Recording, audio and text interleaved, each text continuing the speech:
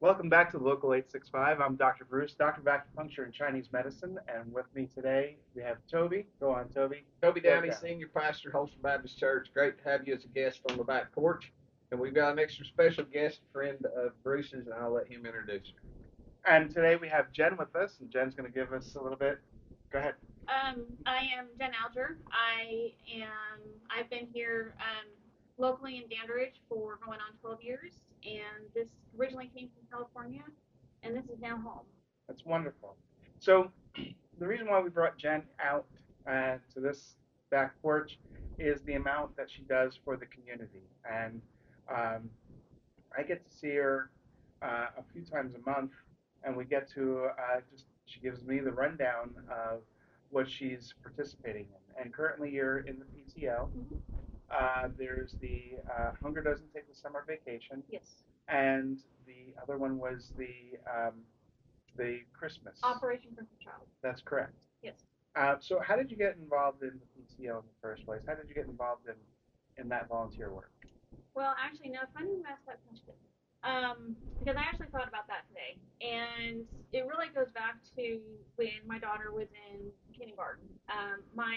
My sister, my brother-in-law, and my niece are all teachers, and I know the struggles that they go through trying to have the funding to provide supplies and whatnot for their classes. And so kindergarten, I provided my daughter's teacher with a school supply case. I got crayons, markers, Clorox wipes, tissues. I mean, it was just it was an all decorated, fun cake. I did that for kindergarten first and second and third, and then during third grade year, a good friend of mine, who was the president of the PTO at Mount Horeb, reached out to me and asked if I'd be willing to start helping her and be her vice president. I was like, yeah, sure, why not? And so that's how I got involved. Um, and ever since then, I was moved up to president and was president at Mount Horeb. I'm sorry, yeah, Mount Horeb for 2 years, and then was voted on as president at Murray Middle School last year as well as this year. And I enjoy helping out the teachers. I mean, I know the struggle that they go through trying to find the funding for different odds and ends for their classes and for their students, and so it's fun to see the students get involved as well as the teachers get involved in different fundraisers and events that PTO does. And it's I blame it on both my parents. My dad was the type of person who would give the shirt off of his back if someone needed it. And my mom, she was or is sorry, she's still here. She's the type of person that will give like little goodie bags to all the kids in her classes or her church classes, and I've kind of got into that habit as well. Um, so yes, I have to both my parents. I blame that helping hand on both of them, and I am who I am today. And I got a feeling we're going to dwell on something a little bit different here in a moment, so I got to interject this. okay, Teachers need help. yes, I mean, from like Julie's oldest niece just graduated to go to start teaching this year. Her first year teaching. okay, She got a job at a private school, and they are.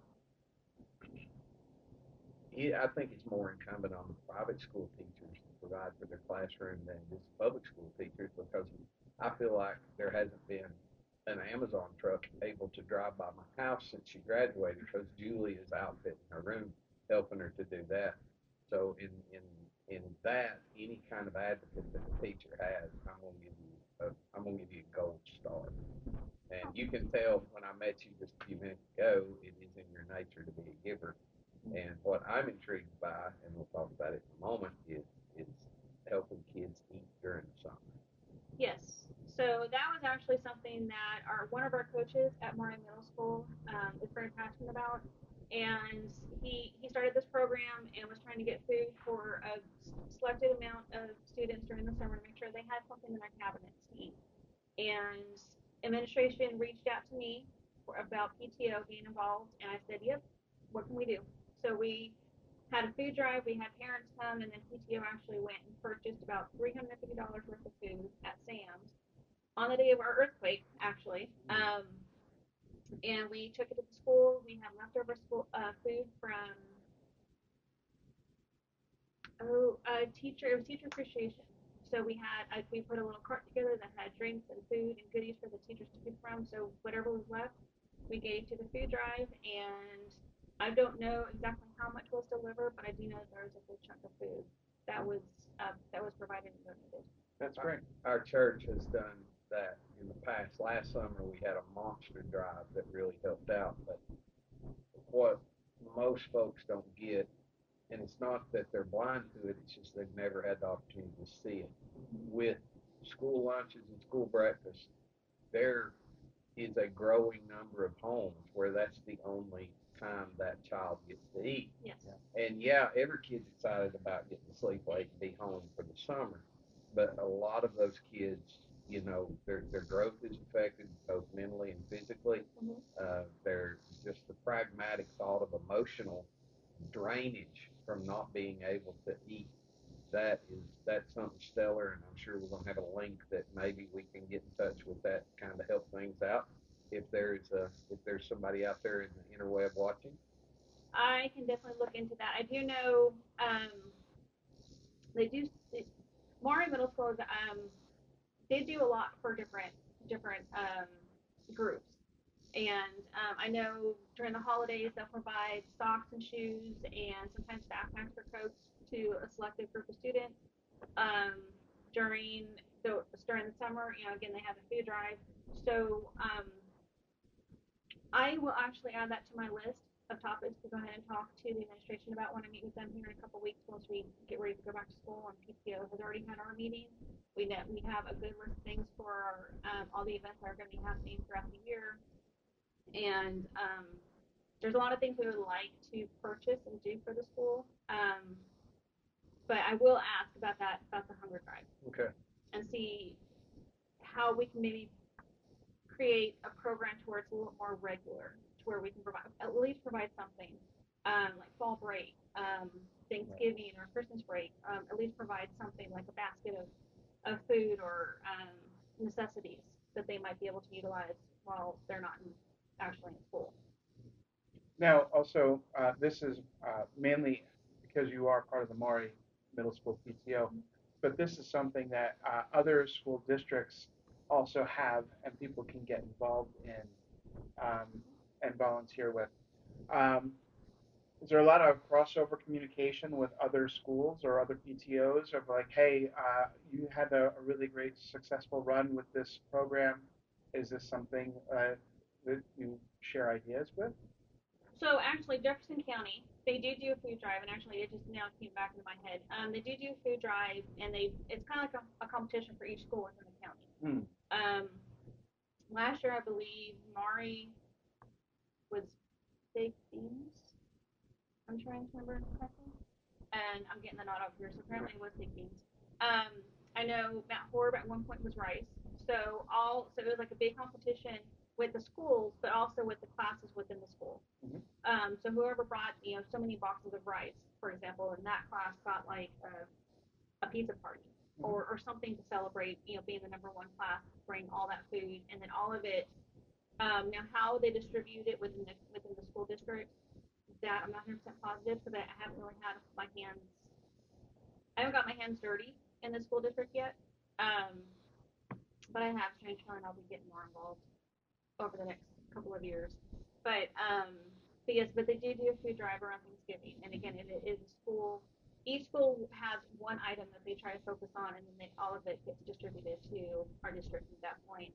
And so I'm not sure how it works once it gets to that level, but I believe it will get distributed out to the families that would need it. Nice.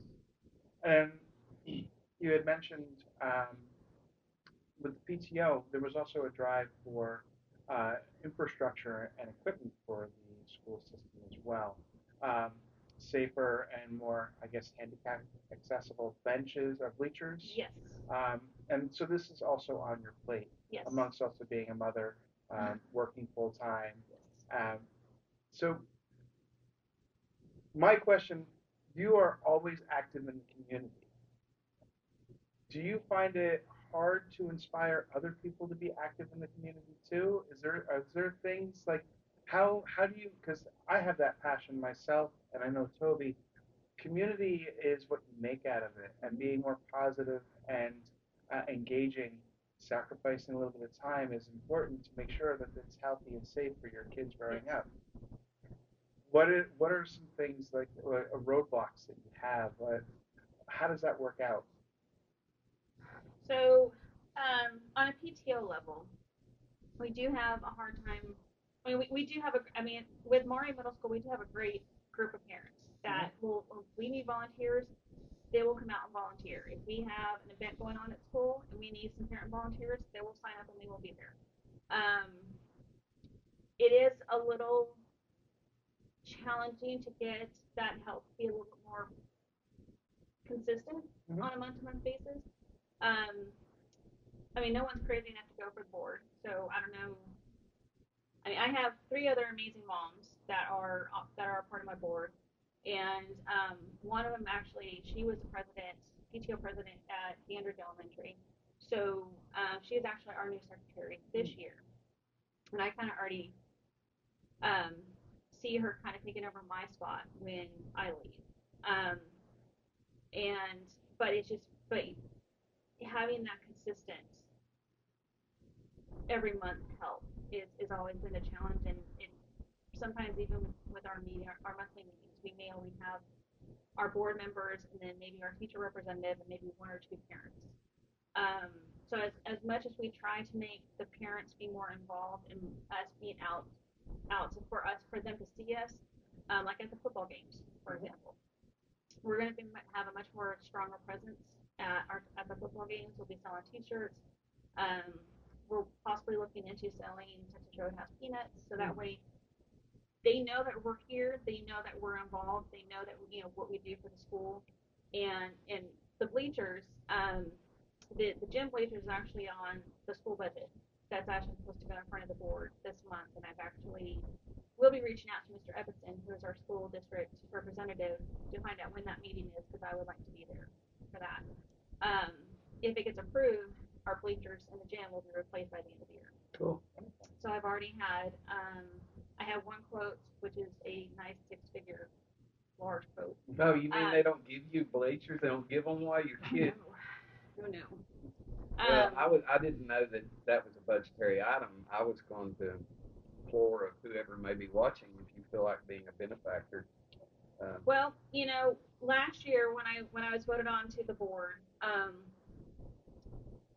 I caught word of the gym bleachers being replaced, just by conversation, and it was the lady who I had heard it from said, "Well, that's impossible because it's too expensive." Yeah, no, that I can't, or it's not going to happen. No, it's just that's not in my vocabulary. Um, so I thought, what, let's start figuring out ways to raise money to replace these bleachers, and that's when I reached out to the company that's going to be doing the bleachers, and him and I have been in constant communication. Pretty much every 6 months he'll give me a call just to check in, and we had talked about reaching out to businesses to do like sponsorships and having their name. If you pay like $300, you would get a plaque on the bleachers. Um, if you paid $100, there was we're going to get a banner with everyone's name who contributed towards raising money for that particular project. We're going to get a banner with their name on it, and we will display it in our gym.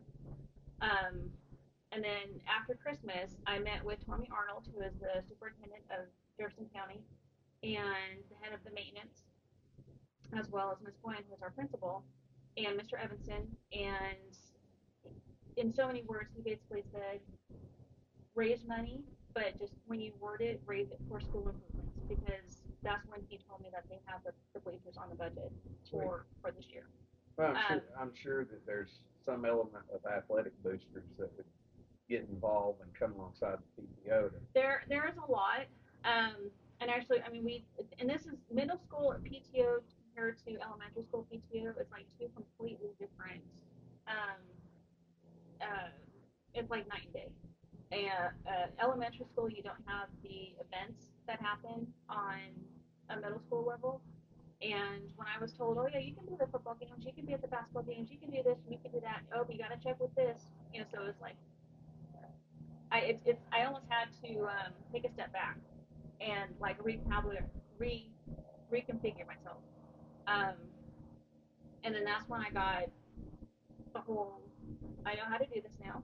There's a lot of different cards that can be played on this one to raise the money for different events or different um, expenses for the school to improve it. And Maury is an older school. It used to be the high school at one point, and so there's definitely some repairs that can be taking place. But yes, fundraising and reaching out to our businesses, and personally, I like to keep everything's local as Yeah. opposed to farming out to bigger businesses that may be more corporate. And if I can get our local businesses named in some events that happen for our school for PTO, then they're doing me a favor, but at the same time, I'm also getting word out for them. Um, so that to me that's rewarding all on its own. Now I know recently in Dandridge there was another elementary school that had issues with asbestos and mold and all of that good stuff. Um, how important is it for the parents to be involved with PTO and the goings on the going on of schools and the school system? I think the parent participation is a big deal within, any school. Because like I said, the elementary school that had many problems. Unfortunately, a lot of downside. They do not have PTO. Now, granted, the events or the issues that they have at that school, honestly, I don't think a PTO would be able to really mitigate those issues because they're so much more severe on a level. But to have that parent participation and have that support on the parent level, I mean, there's so much that goes on inside of a school that some parents are like, yeah, whatever, they don't really take the time to participate in their child's education, nor in what goes on day to day behind the school doors. But that's another reason why. I wanted to be a part of her life at school. I wanted her to know that I'm there to support her, and also, be supportive of her teachers. They all know if she decides to make a bad choice, they know I will conserve it. So, I will support them in whatever punishment is needed. I will support them, but not going to let you. Okay. Mm. So, I was going to say that you're the most important guest that we've had so far because you're the first one that's brought their personal assistant with them. But I've got to be a negative Nancy here for a minute, and it might be something that you've noticed in dealing with Jefferson County, but there's a large demographic as I minister in that direction in that county. There's a large demographic of grandparents raising children. Yes. Yeah. And they're wore out. Yes. They're wore out financially. They're wore out physically and emotionally. You've got that skipped generation, and I minister to a lot of those kids, and the the grandparents are fulfilling their role, but that's not a parent. Um, Julie and I, we didn't have children, so we just all of our friends that now have grandchildren, those are our grandkids. We skipped the bad part of having children, and now we just have grandkids. And we're getting so old, we got great grandkids. But um, that is, you're not going to get that same level of commitment out of that. And I'm not slighting these folks for their environment. I'm just saying that it wasn't like when I was a kid growing up. Uh, I was in my one of my best friends. Whenever we were growing up, we were inseparable. I was in his office. He's the optometrist in Sevier County. We actually met. There's a picture of us somewhere on the little 4x4 card where the PPO was building a new uh, playground for us at Benfield Elementary. Okay. This is a school that my grandfather went to, that Oh, my wow. mother went to, that my dad went to, and that both of my sisters went to. I went to. This is an old school. My mom, the library that I went to the library in is where my mom played basketball in. This Wow. was the most underprivileged school in the Blount County school system. And PTO said, hey, we're an agrarian community. Our kids need a playground. They went out, they spent money on things like, it's funny, it's wondered that we all didn't die of tetanus by the third grade, but they bought us seesaws and swings. Okay. Everything else come off of everybody's farms. Oh, wow. We had tractor tires stacked to the heavens. We had a tree house built out of an old barn. We had concrete conduits that were a maze that that come out of somebody's field, and it was put together. But those parents stepped up and did it, and we had ownership over it. I mean, I played baseball on the same field that my grandfather played baseball on. That's awesome. So those that there was you can see a shift in mindset of the engagement and the hands-on parenting now in the school. Yes. Now it's almost like, and I hate to say this, and I know I've got plenty of enemies, but I ain't in the mood to make any friends today, so I'll just go with it. Um, we see that a lot of parents feel like they've been pushed out of the education process. Um, they well, they may not feel that way, but they use that as an excuse. So they don't have that level of commitment to that. And doing what I do, I can go ahead and tell you. Now you're from California. Yes. I'm gonna bring this up. Did you know we haven't for this to be local 865? We have not yet had a purebred local. Yes, we've got Washington State. I can tell you that the majority of people that I know who are volunteering and are active in the community are not from the community. You're not from the community. I'm not. But even the 4-H agent that we're going to be, she's from Kentucky.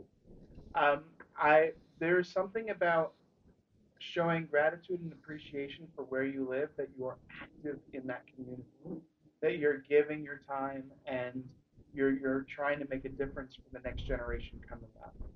Um, but yes, I have noticed. Well, I think a transplant to a community, uh, they override the apathy of the person. Because I grew up in Greenback, and if you know, if you Yep. and Benfield actually, but Okay. if I say Benfield, nobody knows where that is. But if you weren't from Benfield, you'll never be from Benfield. That was the mentality growing up. That's changed so much. I can't even go back down there anymore because all it is golf courses and subdivision. So that's not my bag. But I mean, God love their hearts, but it's not the same community, and there's been a lot of that turnover. That Andrews is an anomaly for Jefferson County because there are. I mean, it's comprised almost completely of transplants, and it's great to see people come in, get their feet in the water, and start wading and making a difference. So I applaud that. But will you agree with me on this? You got to overcome the good old boy mentality to get things done. Yes. Don't get in trouble with anything Yes. you say. After I was not baiting you to get in trouble, but East Tennessee is very. It's it's not too. It was not 2 generations removed ago a very eclectic community. Mm-hmm. It was centered around a small school. Now we have these mega schools in just about all of our counties. Blount County. I mean, it was a sense of community. Our football team is playing your football team next Friday. I'm not going to talk to you this week. That mentality, but that was good. I mean, Yes. it wasn't just a competition, and then it was centered around a handful of churches, so you knew everybody. And to be quite honest, everybody was related. Yes. That worked out in ways, and it didn't work out in other ways. I mean, I tell everybody this because I love the history of the interstate system in World War II and what it did to the East Tennessee Valley. But if they hadn't built an interstate here, I'd still be dating my second cousin. But it's good that we have these transplants, but not to assuage any momentum going towards any volunteers for anything in this community. But you've got to realize we were a very clannish, a very closed door people, Scotch Irish. smattering of German, smattering of French, and we were very clannish, and we took care of ours. Well, those generations have passed. We've lost that sentiment. Right. So anybody that can step up and carry water for the community, you're A+ in my book. Even if you're from California. Yeah, as I say, don't hold that against me. How long have you been here? I'll be 12 years. I'm sorry, 12 years on September 1st is when actually well, I take that back. It was actually a little after that because we spent her first birthday was in Fort Worth, Texas, because we're leaving California to come out here. So I want to say we were out here, I think by like the 6th of September, 2013. And that was the witness relocation program. Yeah, right? yeah, well, Yeah. yeah. Yes. Well, Bruce is a little bit younger than you and I. We share the same age. So we're 30, he's 29. But do you remember this is how much migration is changing East Tennessee. You remember the game that we played whenever computers were new in school? Mm-hmm. It was called Oregon Trail. Do you remember that? I know you remember that. I remember Oregon. You were probably an Oregon Trail pro. Oh, I love Well, it. the basis of the video game, I won't even call it a video game. It was a kind of a simulation. Yeah. And Okay. it was from the 1800s, people moving west out the Oregon Trail. I'm wanting to write a new one from all the people that are moving here from Washington, Idaho, California, New Mexico, I'd be very Arizona, interested in that. because it there's a lot of things that have to be overcome to make that move back east, and you see a definite culture change. Oh yes. Um, I saw a billboard going through Knoxville right now. It's actually on the side of a truck. It was talking about build Knoxville, big city, slow pace. There are a lot of people having a hard time, and the irony of it is that truck was parked on the side of the road while an 18-wheeler was on its side, and there was an ambulance getting the guy out of it while I watched it. So somebody didn't get the slow pace memo. Yeah. But some advice to somebody that's lived here 12 years now: when you come here, don't try to speed us up. Oh yes, I agree. Learn how to slow down with us. Yes, I agree 100% with that. I've never been a city girl. I've always enjoyed the slow pace country life, which is probably one of the reasons why I was so easy to adapt to living in Dandridge in East Tennessee and a small town. I moved from Encino, California, which is a rather larger part of the valley, I guess is what you can call it. And now, I mean, it's like night and day out there. But I mean, to leave LA and then come out here and then start working from home on a full time basis with a 1 year old, um, it took me a little while to adapt. But yeah, now it's like whatever. You know, I know where I'm at. My next door neighbor over here, he and I love him. He was a old hippie.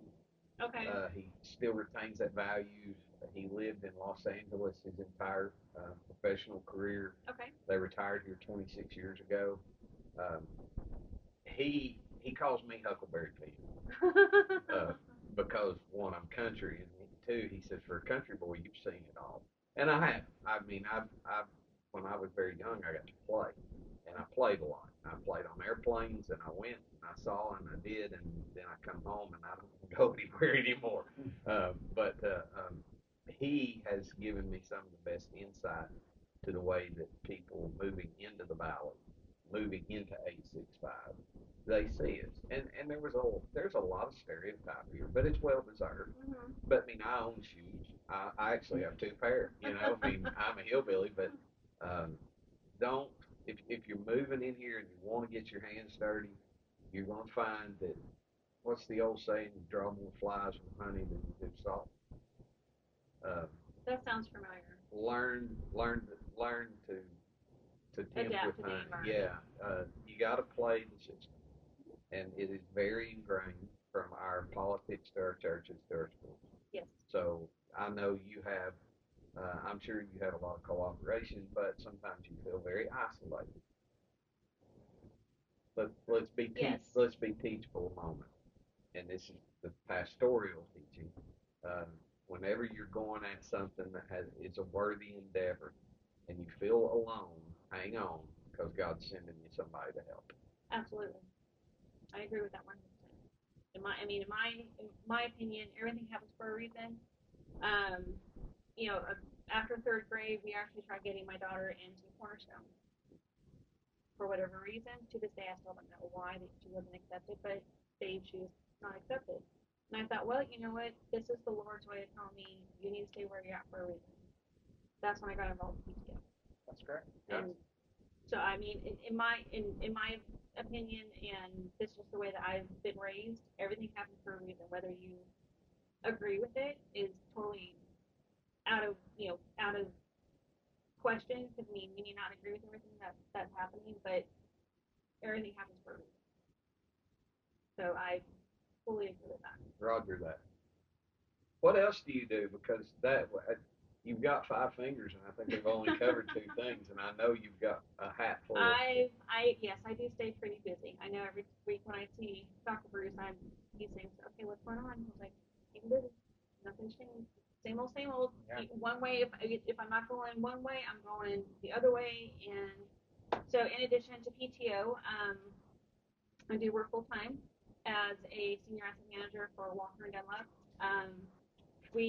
Our company invests money into local housing, and I do take a lot of trips to go out to our projects and do inspections to ensure that they're maintaining the projects the way that they're being reported to us, and that alone keeps me busy on a 80-hour week schedule, more like 10 to 12 hour a day work days sometimes. But I've been very blessed. I was given the opportunity to work from home when we moved out here, and I've been there ever since. So, I mean, I live in East Tennessee on a California salary, and I can't complain.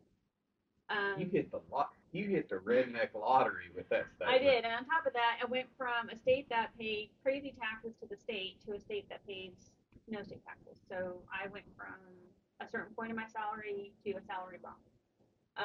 And if somebody's watching this in California, if you've made the deadline by this much, we're full. Yes. So that's what I do work-wise. That's what pays my bills. Um, at my church, I was just recently, I don't want to call it promotion, but I was moved up to being project leader for Operation Christmas Child Yes. ministry. Yeah.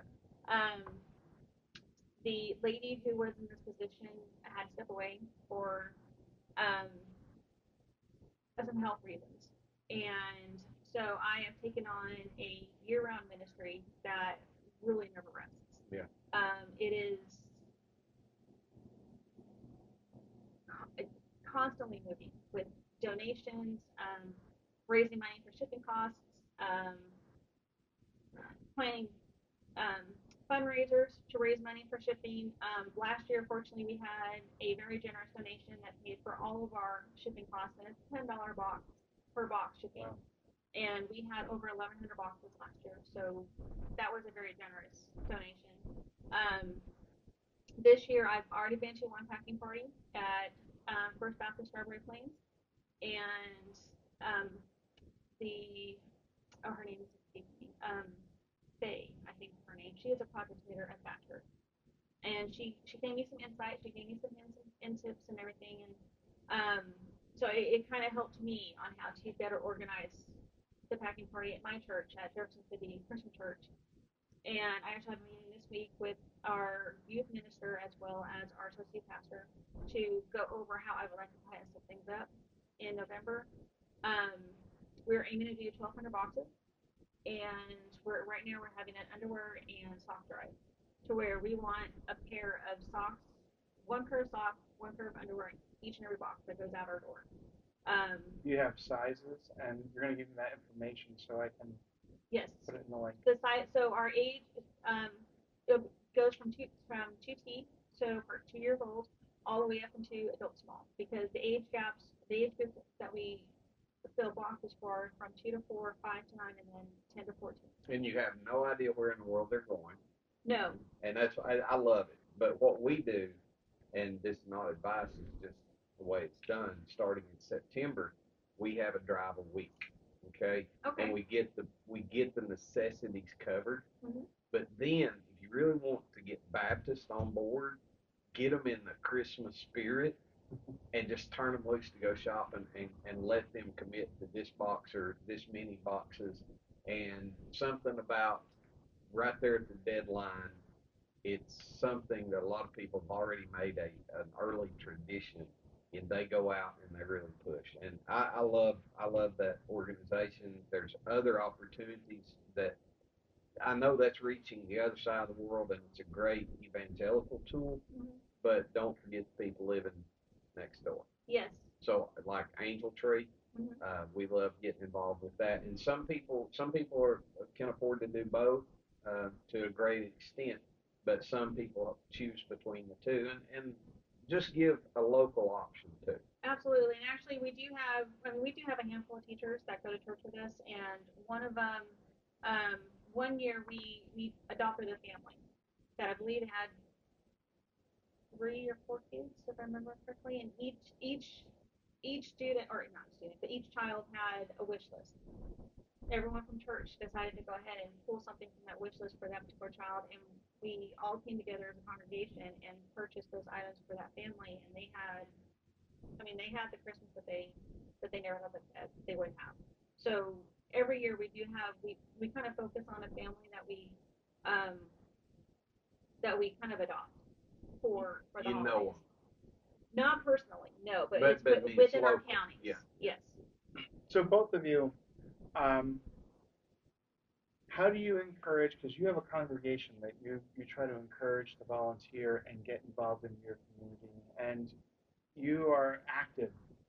Um, are there uh, how does it make you feel? Like that's a big one. When we do good things for others, we feel better. But uh, do you encourage younger kids to get involved as well? Oh yes. What are your tools to make sure that the community thrives with that volunteer spirit? Well, And you too. so actually we do have one thing I will be throwing out there, for at least for shoe boxes. And even on a PTO level, we have something that would require volunteers. Um, any students that need volunteer hours. So I do know there's students Yes. at Lakeway that it's part of their curriculum. They have to have so many church hours and then community service hours.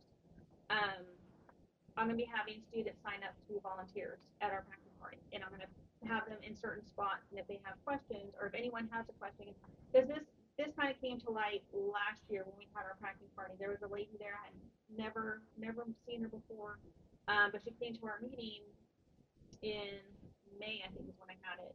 She said she went in, packed a couple boxes, and it was so chaotic, and she's trying to figure out, which direction to go, that she ended up just leaving. And I firsthand apologized.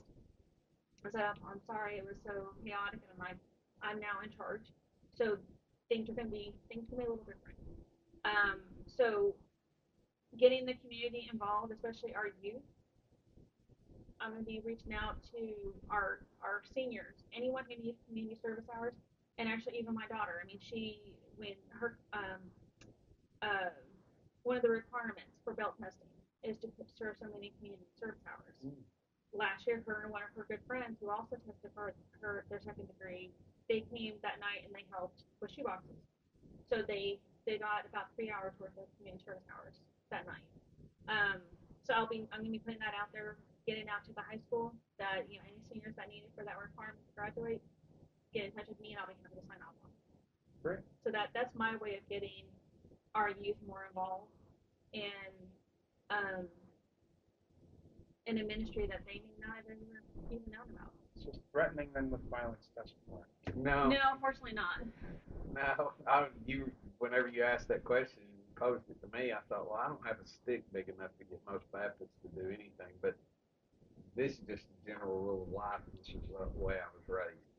You see something that needs done, go do it, and don't be disgusted or nonplussed or uh, feel dejected when you're doing it with your whole heart and turn around and look, nobody tells you. That's the little red hen.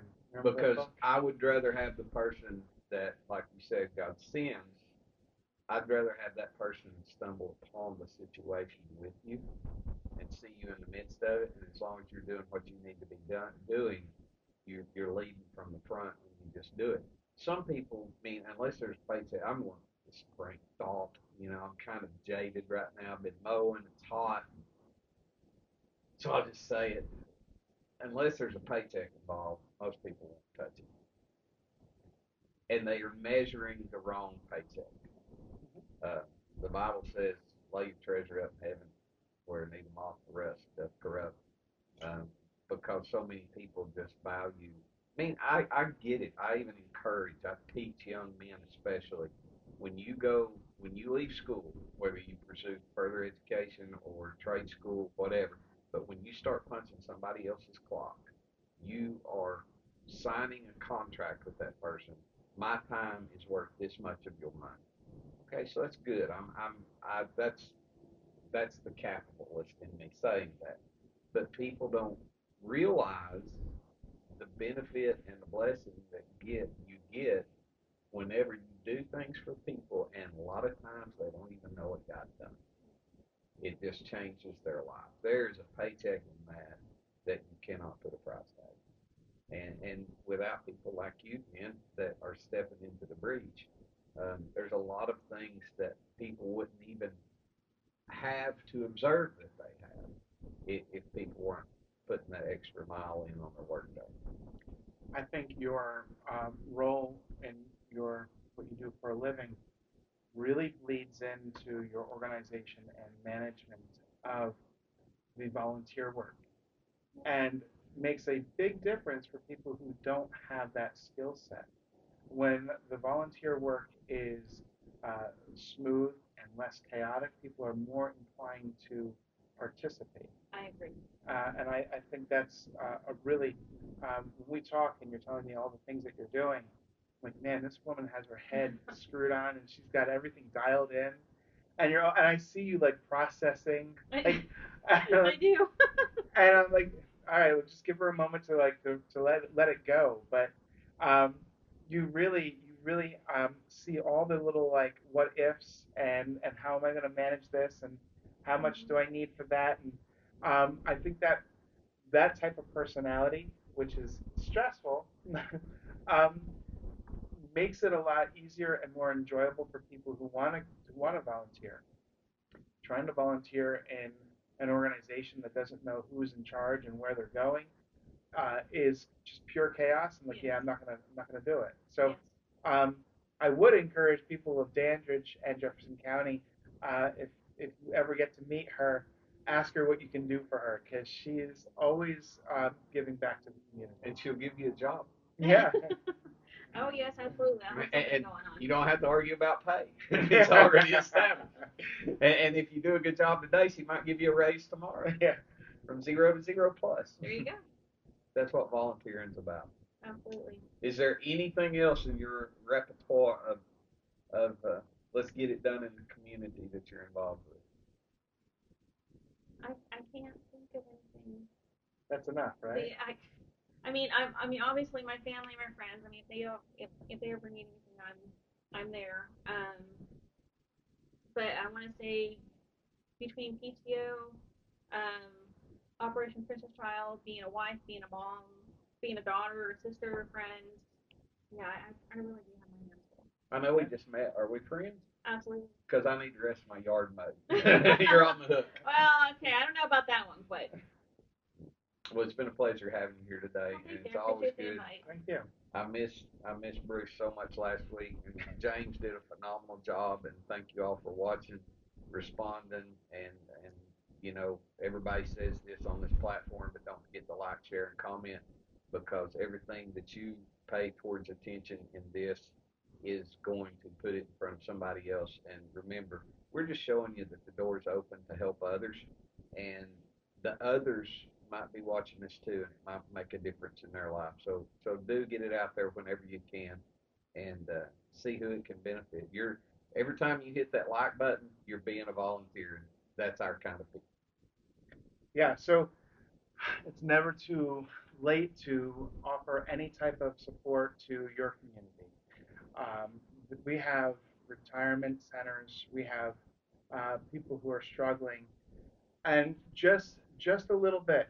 You don't have to be a full-time volunteer, an hour a week, whatever you can do.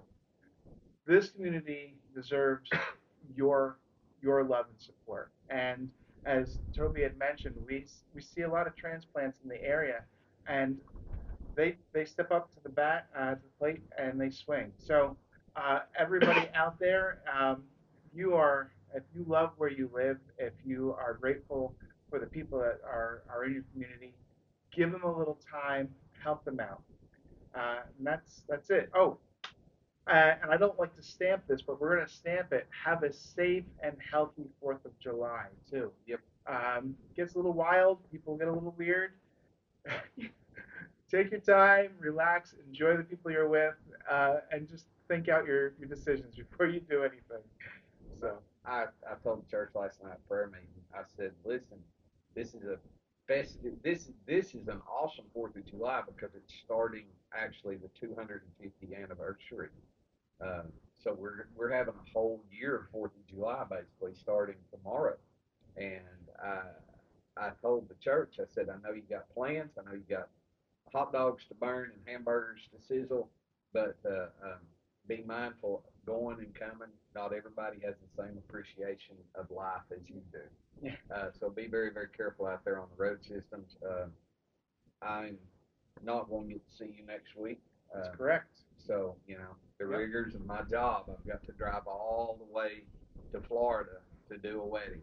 I mean, just it's horrible. But when I look back, and the last day off I had was the last time I was in Florida in early March, and the last day off I've had since that was in October.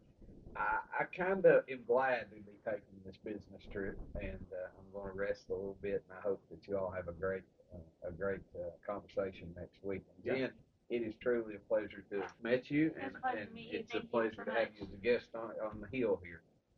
And again, it's a pleasure to have you all as a guest here too. Thank you for joining us, and like Bruce said, get out there and do something, change somebody else's life for the better, and see how it turns around, blesses you. Not encouraging you to be greedy with that, but everybody's got to be motivated. You don't know what you can receive until you start giving. That's right. All right, guys, you be well. Ready to hit the button? Yep. Let's rock and roll.